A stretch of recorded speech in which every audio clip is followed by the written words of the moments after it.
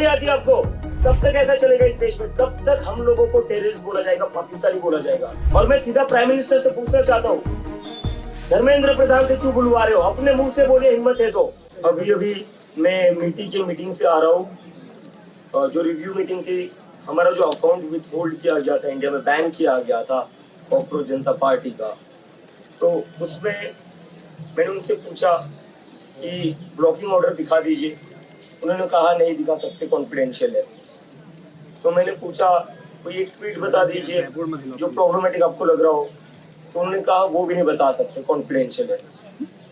तो मतलब कोई रीजन नहीं दिया जा रहा है, कुछ बताया नहीं जा रहा है, सारी चीजें कॉन्फिडेंशियल है ऐसा बताया जा रहा है।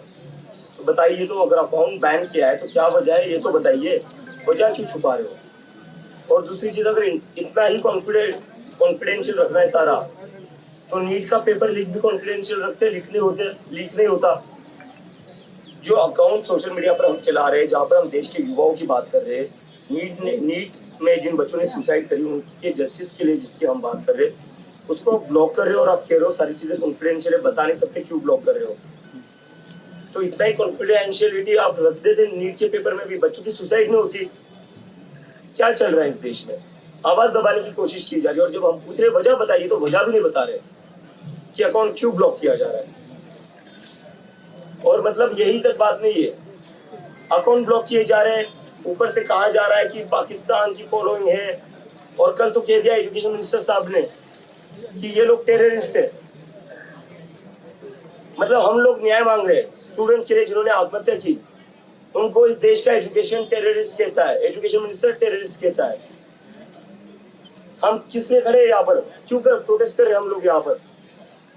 बच्चों के, जिन बच्चों ने सुसाइड करी उनको न्याय मांगने के लिए तो प्रोटेस्ट करें ना, कोई और बात कर रहे हैं क्या हम? क्या कोई पॉलिटिकल रैली नहीं हो रही, यहाँ कोई वोट मांगने की बात नहीं हो रही है, यहाँ पर न्याय मांगने की बात हो रही है, जस्टिस मांगने की बात हो रही है।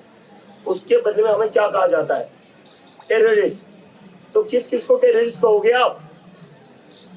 17 साल का वेदांत सीबीएसई का स्टूडेंट, जब उसने भी सरकार के खिलाफ आवाज उठाई, उसको इन लोगों ने पाकिस्तानी कह दिया। तो क्या इस देश में कोई भी सरकार से सवाल पूछेगा तो क्या उसके अकाउंट ऐसे बैन किए जाएंगे? और क्या ऐसे उनको आतंकवादी और टेररिस्ट घोषित कर दिया जाएगा? टैक्स देते हम, हमारे माता पिता भी टैक्स देते, और हमें टेररिस्ट कहते हो आप लोग? शर्म नहीं आती आपको? हमारे वोट से आप सरकार में बैठे हो और आज हमें टेररिस्ट कहते हो।